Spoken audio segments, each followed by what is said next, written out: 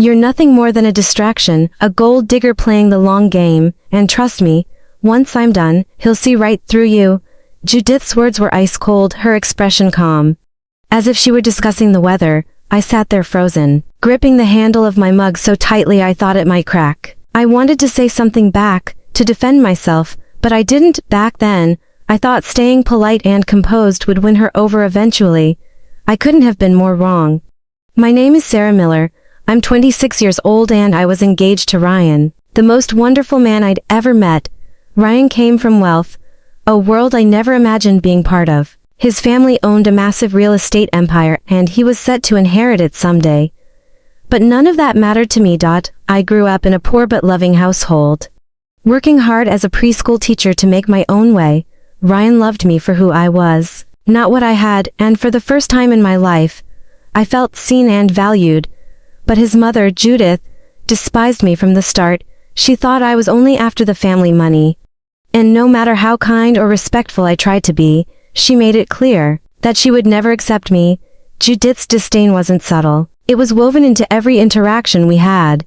She'd make snide comments about my clothes, about how I seemed sweet but unpolished, or how Ryan needed someone who could handle the pressures of their world. I tried to ignore it, telling myself it was just her way of testing me. But deep down, it hurt. Ryan, of course, didn't see this side of her daughter around him. She was charming and loving, the perfect mother. She didn't criticize me outright when he was in the room, but I could feel her icy glares and catch her condescending tone. When I tried to bring it up to Ryan, he'd brush it off, saying things like, "She just needs time, Sarah, she's protective of me." That's all. I wanted to believe him, so I stayed quiet. But things started getting worse as Ryan and I got closer to setting a wedding date. Judith's comments turned sharper, and her subtle digs became outright accusations. One night, while Ryan was out, she cornered me in the hallway. "You're not fooling anyone, you know," she said, her voice slow but firm. "Ryan might be too blind to see it, but I know your type. Poor girl latches onto the first rich man who shows her attention." Classic. I stood there, stunned, not knowing how to respond. I wasn't after Ryan's money and I'd done nothing to suggest otherwise. But Judith wasn't interested in the truth. She had already made up her mind about me. At first, I told myself I could endure it. Ryan and I loved each other, and that was all that mattered. But the constant tension, the whispered insults, and the way she manipulated situations to paint me as the bad guy started to wear me down. Still, I didn't think she would go as far as she eventually did. One evening, after another tense encounter with Judith, I called my best friend Erica. She had always been my go-to person when things got tough, and I desperately needed someone to vent to. "I don't know what to do anymore, Erica," I said, pacing my tiny apartment. "Judith makes me feel like I'm some kind of criminal for loving Ryan. It's like she's waiting for me to fail so she can say, 'I told you so.'" Erica sighed on the other end of the line. "That woman has issues, Sarah. You've done nothing wrong. If anything, you've bent over backward to be nice to her. It's not your fault she's stuck in her high society bubble."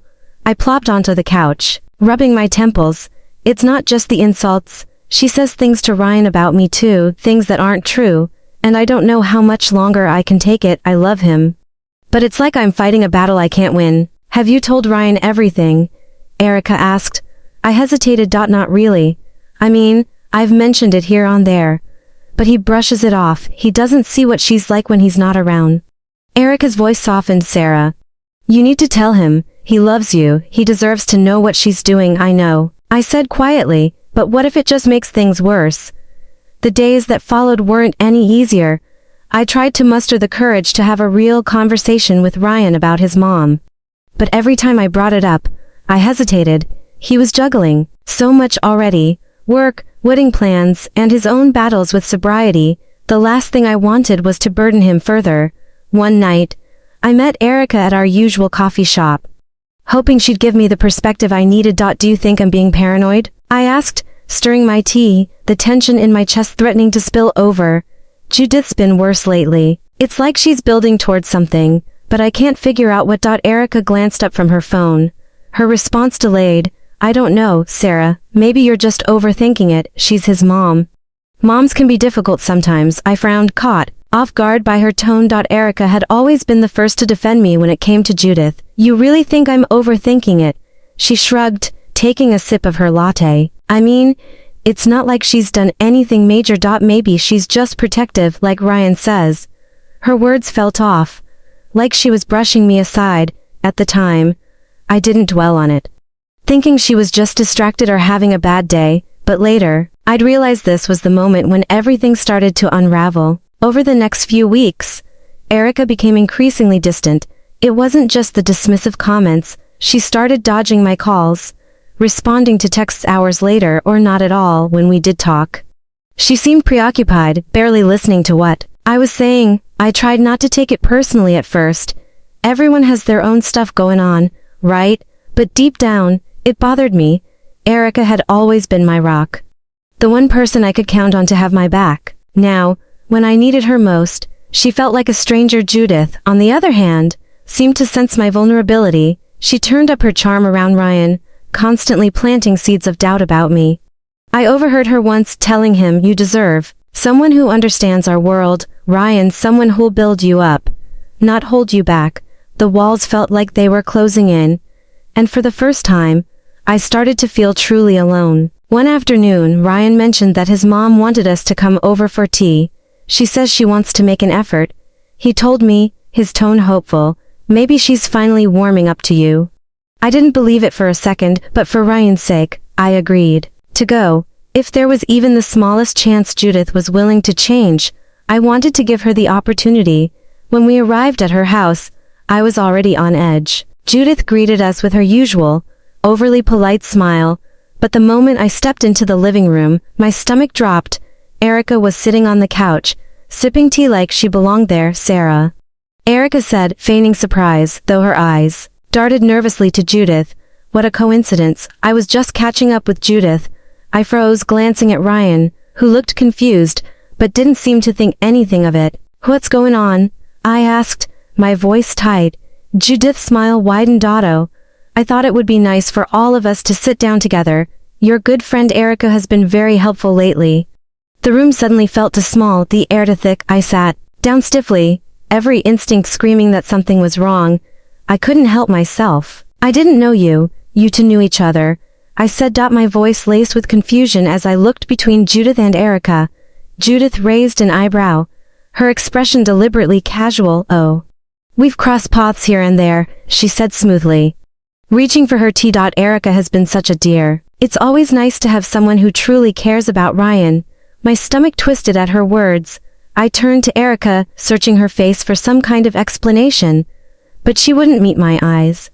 Instead, she gave a half-hearted shrug and muttered, "Yeah, it just kind of happened. Judith's been really supportive of what I thought." The whole thing felt off, but Ryan didn't seem to notice. He just leaned back in his chair, sipping his tea, oblivious to the tension brewing right in front of him. Judith set her teacup down with a delicate clink and leaned back, her eyes flicking toward Erica. "Well," she said, her tone light but loaded, "since we're all here, I think it's time to address something important." "Erica, dear, why don't you tell Ryan what you told me?" My heart dropped, a cold wave of panic washing over me.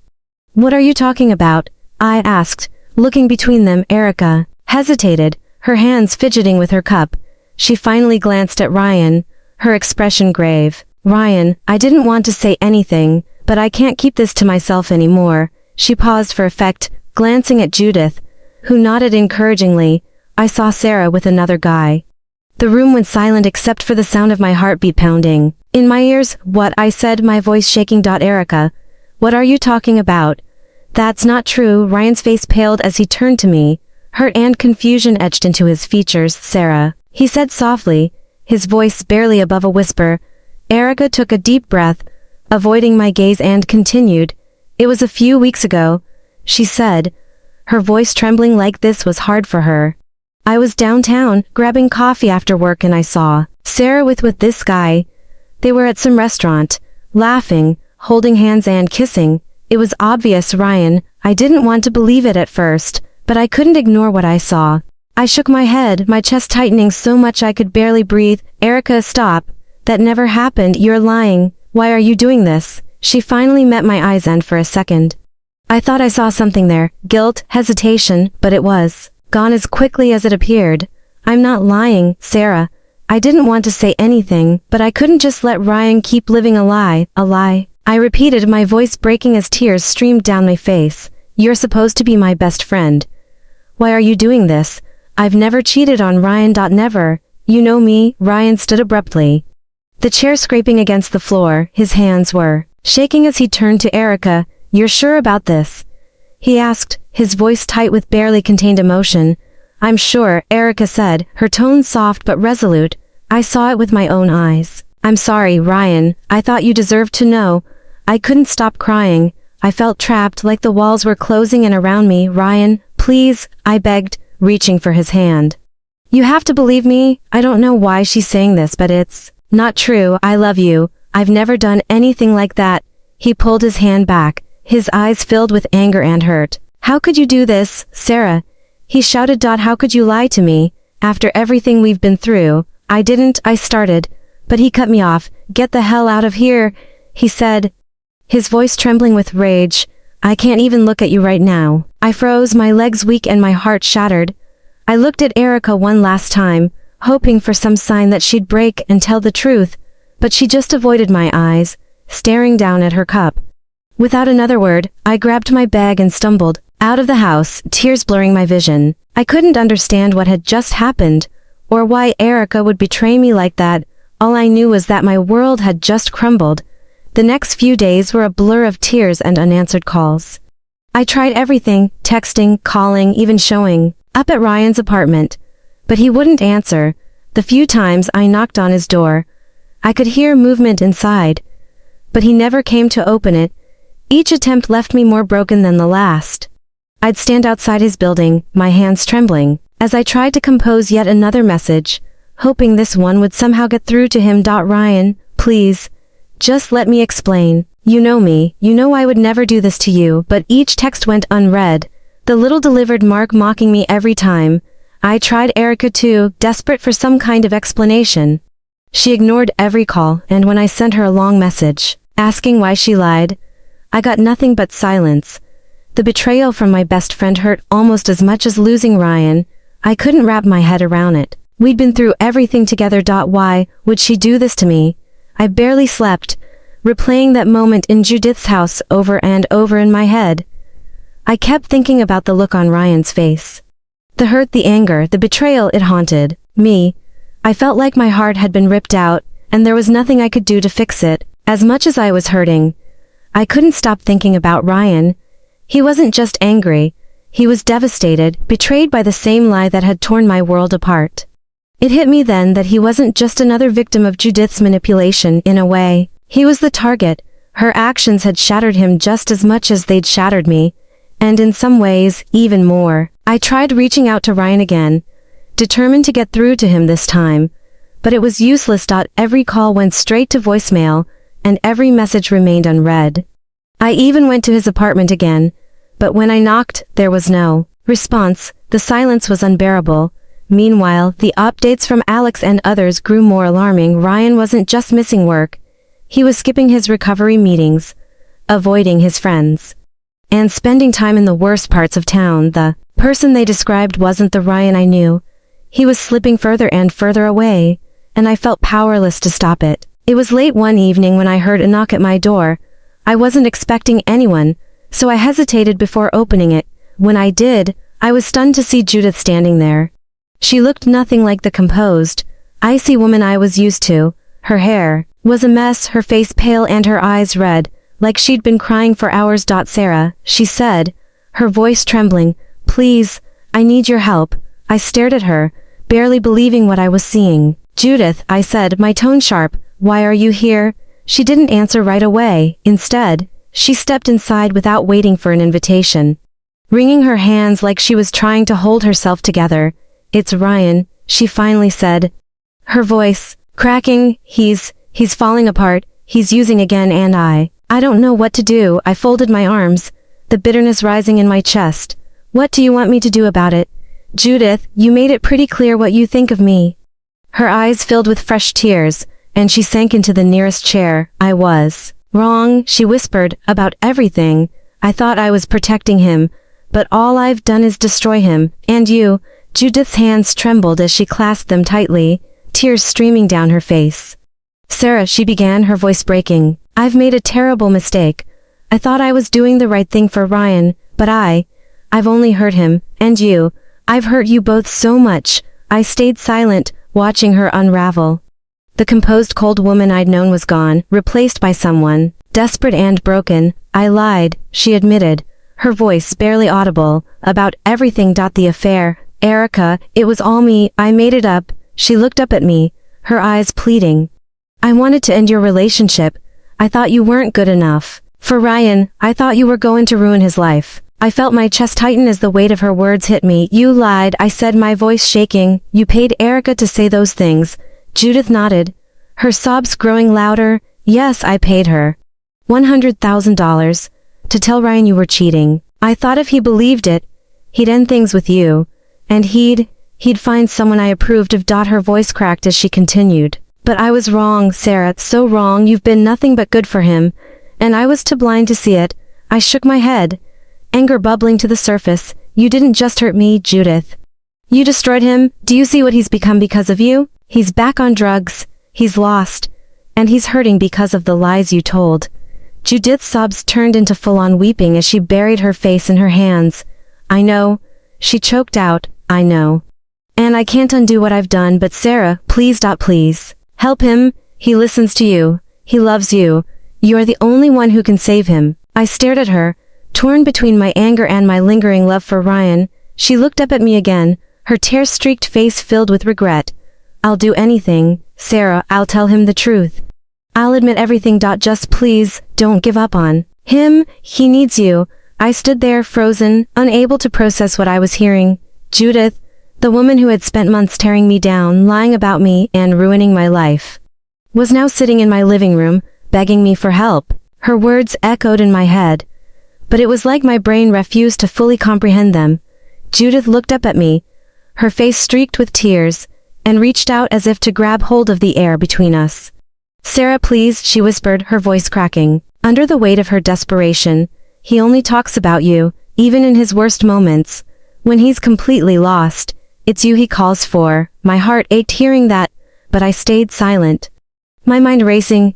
Judith seemed to sense my hesitation, and she leaned forward, her voice growing more frantic. "You're the reason he stayed clean, Sarah. You gave him hope, something to live for. Without you, he's spiraling. Please, I'm begging you, I'll do anything to make this right."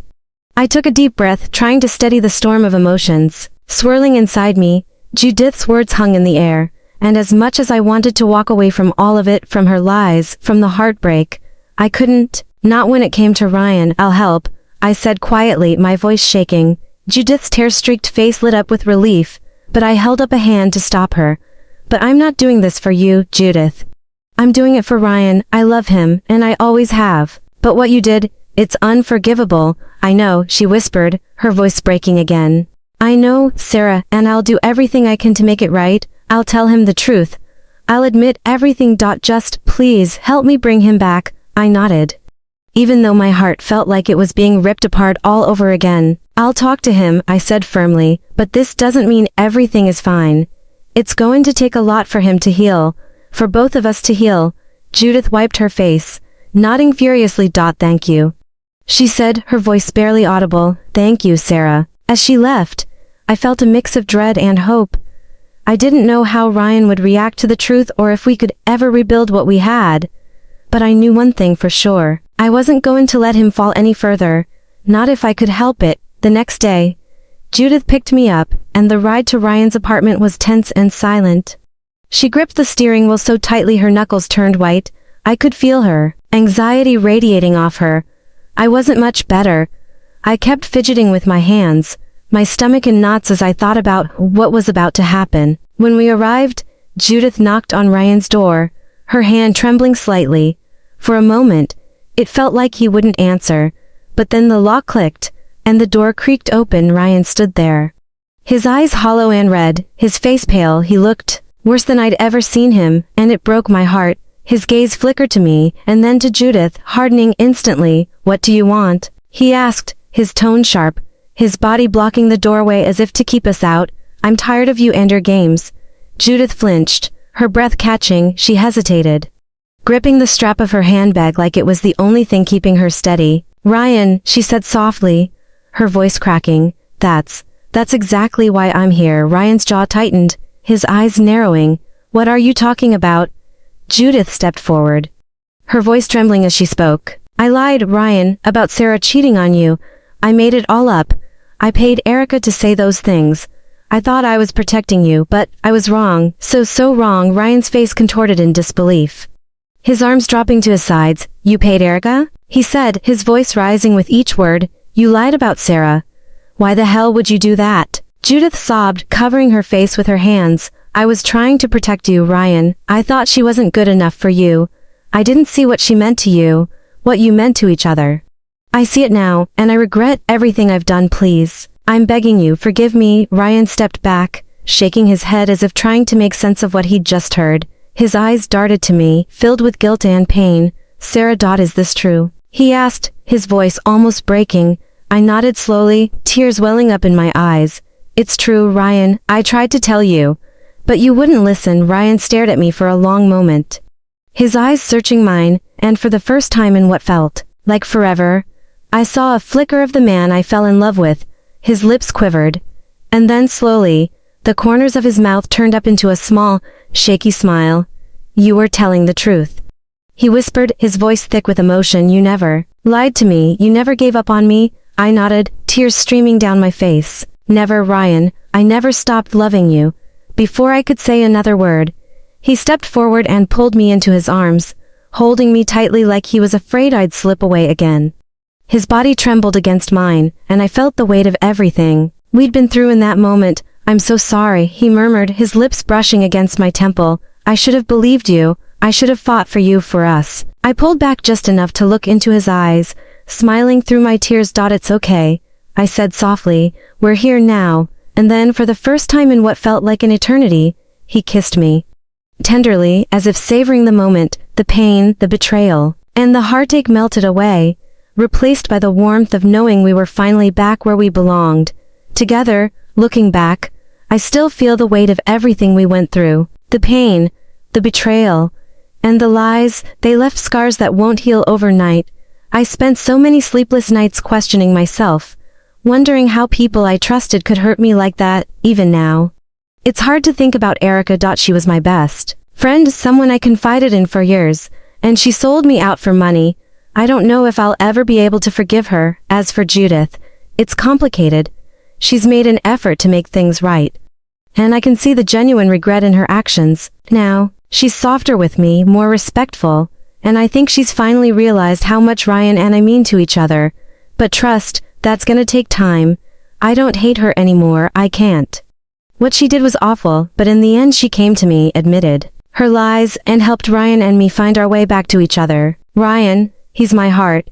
Seeing him smile again, watching him rebuild himself, it's everything I could have hoped for. He's working on his recovery with a renewed determination, and I'm right there by his side, every step of the way. I don't know what the future holds, but I know one thing for sure. We're stronger now. What we've been through has only deepened our love and commitment. If this experience has taught me anything, it's that love isn't always easy. It's messy, painful, and at times it feels impossible. But when it's real, when it's worth fighting for, it has the power to heal even the deepest wounds. For Ryan and me, this is just the beginning of the life we're building together, and for the first time in a long time, I feel hopeful. Hey there, did you like the story? If you did, don't forget to hit the like button and subscribe to the channel. It helps us a lot and makes sure you won't miss out on more great stories we share here. Thank you for watching, and we'll see you in the next one.